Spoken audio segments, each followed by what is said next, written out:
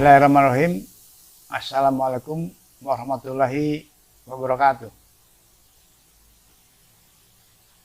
Semoga kawan-kawan semua selalu mendapatkan petunjuk dan bimbingan dari Allah Subhanahu wa Ta'ala. Saya Arif Minardi, Ketua Umum Federasi Serikat Pekerja Logam Elektronik dan Mesin, disingkat FSPLM SPSI.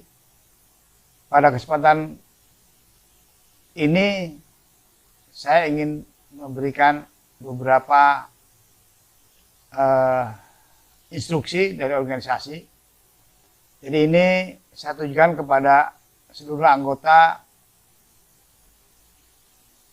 kepada seluruh pengurus dan anggota FSPLM SPSI. Sehubungan dengan telah disahkannya upah minimum oleh para gubernur di seluruh Indonesia dan hampir seluruhnya menggunakan PP 36. Ya, dan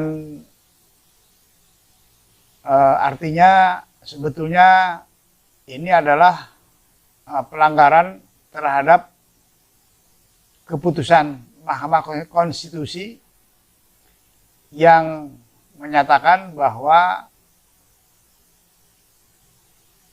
hal-hal yang strategis dan berdampak luas harus ditangguhkan, yaitu pada Diktum 7.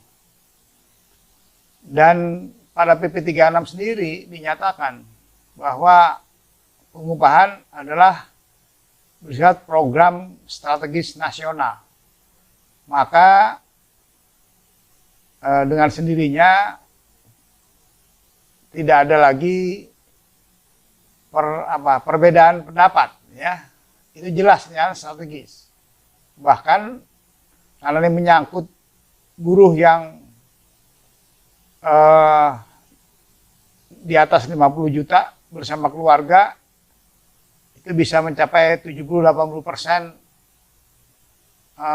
masyarakat Indonesia yang bergantung kepada upah.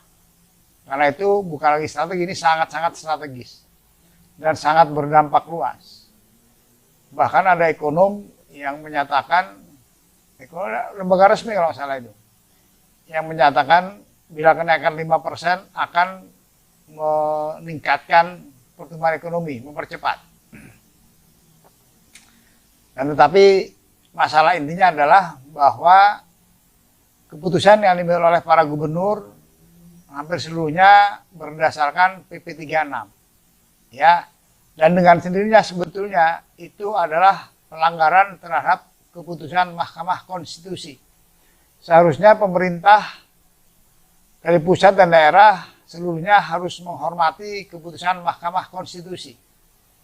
Ya, tidak kemudian karena ada kata-kata berlaku, kemudian semua berlaku. Iya betul, memang itu berlaku masih.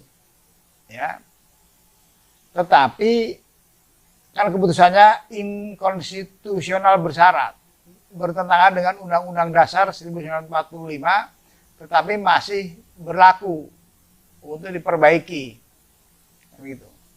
Dan ada yang penting lagi di situ, bahwa yang strategis dan berdampak luas harus ditangguhkan. Karena itu dengan penetapan upah minimum dengan menggunakan PP 36 artinya pemerintah telah melanggar keputusan Mahkamah Konstitusi. Karena itu saya menginstruksikan kepada seluruh pengurus di daerah untuk mengadakan gugatan kepada PT UN atas hasil keputusan dari gubernur. Ya, kita selesaikan secara hukum. Kita semua sudah berusaha untuk berjuang ya dengan demo yang luar biasa. Saya hargai dan sangat apresiasi kepada teman-teman semua atas perjuangannya, berpanas-panas dan kehujanan, semuanya alhamdulillah sudah kita tunaikan ya usaha. Tapi ya takdirnya seperti ini, ya bersama kesulitan ada kemudahan. 2 kali ya, bersama kesulitan ada kemudahan. Maka tetap optimis.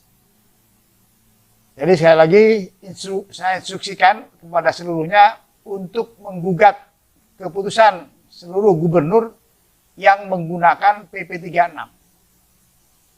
Ya, dan jelas-jelas melanggar keputusan Mahkamah Konstitusi yang menyatakan bahwa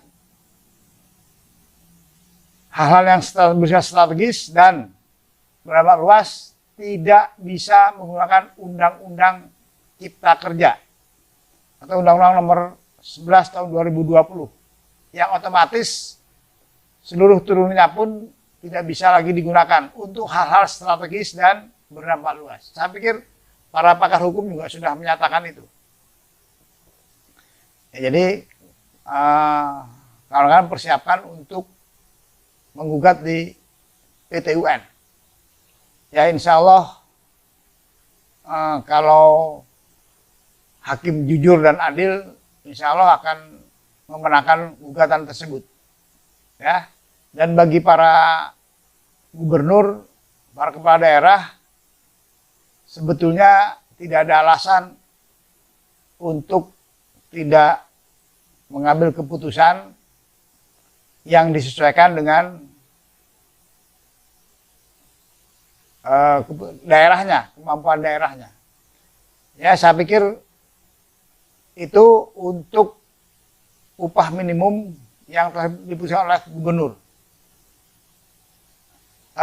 Selanjutnya teknis kawan-kawan persiapkan semuanya, ahli-ahli hukum, bukti-bukti dan seluruh hal yang terkait dengan upah minimum. Terima kasih kepada kawan-kawan. Kita perjuangan kita lanjutkan melalui jalur hukum sesuai dengan konstitusi, dan jika diperlukan kita juga akan menggunakan aksi-aksi unjuk rasa. Ya, seluruhnya sesuai dengan perundangan peraturan yang berlaku di Indonesia. Sabar, terus berdoa, terus berjuang, karena Allah tidak tidur. Mudah-mudahan seluruh perjuangan kita menjadi amal soleh kita, menjadi pahala kita, dan mudah-mudahan juga Allah memudahkan perjuangan kita selanjutnya. Wassalamualaikum warahmatullahi wabarakatuh.